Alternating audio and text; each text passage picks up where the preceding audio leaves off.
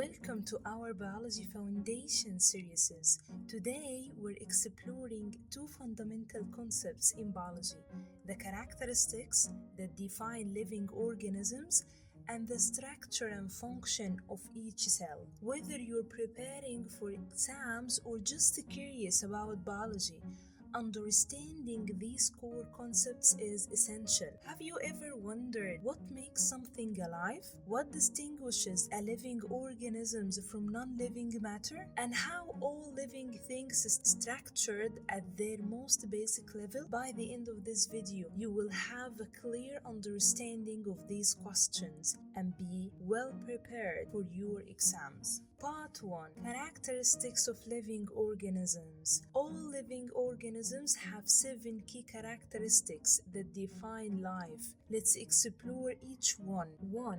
Movement. Movement is the action by an organism or part of an organism that causes change in position or place. While animals like us can walk, run, or swim, plants have more subtle movements. For example, roots grow toward water, a process called positive hydrotropism. 2. Respiration. This is often confusing with breathing, but in biology, respiration refers to the chemical reaction in cells that break down nutrients like glucose and release energy for metabolism. This energy powers all cellular activities. The equation for aerobic respiration is glucose plus oxygen, arrow, carbon dioxide, water, and energy. 3. Sensitivity. This is the ability to detect and respond to changes in the internal or external environment. When plants grow toward light, this is phototropism, or when animals respond to danger, they are also demonstrating sensitivity. 4. Growth. Growth involves a permanent increase in size and dry mass. Unlike simply inflating a balloon, biological growth involves creating new cells and tissues. Growth occurs through cell division and expansion. 5. Reproduction.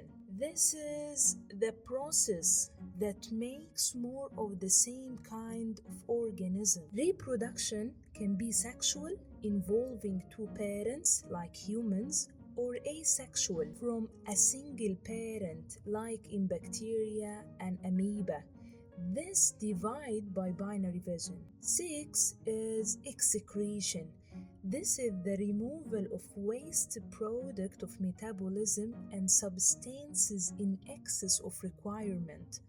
For example, humans exhale carbon dioxide and excrete urea in urine, while plants may excrete oxygen during photosynthesis. 7 and last, nutrition. Nutrition involves taking in materials for energy, growth, and development. Animals are heterotrophs, consuming other organisms, while plants are autotrophs, making their own food through photosynthesis process. Remember, all living organisms must display the 7 characteristics of life. Though how they exhibit them may vary widely across different species.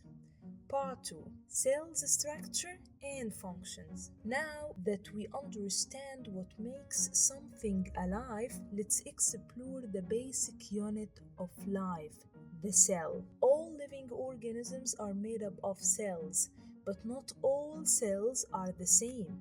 Let's compare plant and animal cells together. Plant cells include 3 organelles only in the plant cell, which are cell wall, chloroplasts, a large vacuole. Cell wall provides rigid support and protection. Chloroplasts, where photosynthesis occurs, while large vacuole stores water and maintains turgor pressure. Both plants and animal cells have cell membrane that controls what enters and exits the cell. Nucleus contains genetic materials and controls cell activities. Cytoplasm, where most cellular processes occur.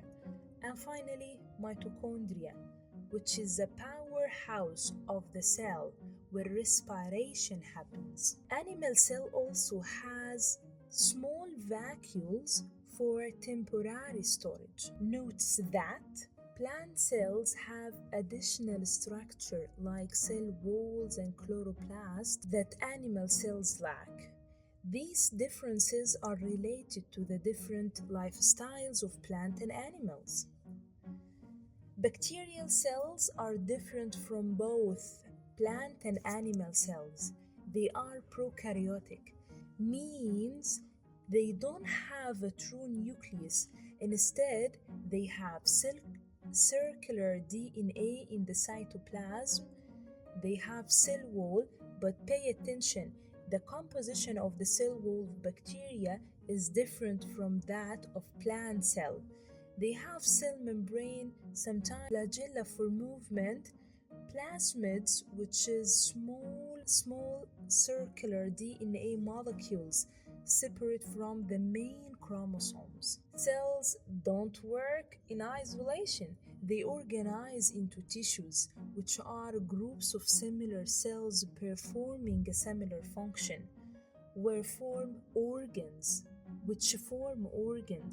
And organs are different tissues working together for a specific function, which work together in an organ system. Finally, different organ systems together integrating, making up the complete organism. Pay attention to specialized cells. Cells can be specialized for particular functions. Let's see some adaptations for those cells. First of all, red blood cells have disc shaped with no nucleus, perfect for carrying oxygen. Nerve cell, they have long extensions to transmit electrical signals. Sperm cells, they have streamlined shape with a tail for swimming. Root hair cells, they have extensions to increase surface area for water absorption. And finally, palisade cells.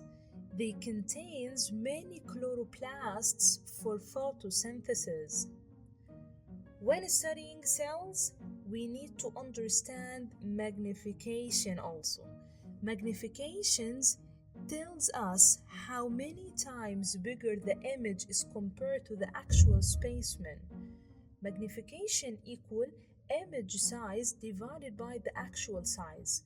For example, if a cell appears 5 mm wide under a microscope, but its actual size is 0.01 mm, the magnification in this case is 5 divided by 0.01, which is equal 500 times magnified. Part 3.